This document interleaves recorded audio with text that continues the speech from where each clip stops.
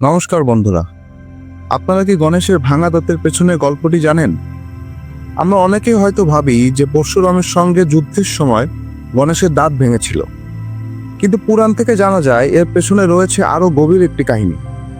একবার মহর্ষি বেদব্যাস মহাভারত লেখার জন্য একজন লেখক খুঁজছিলেন।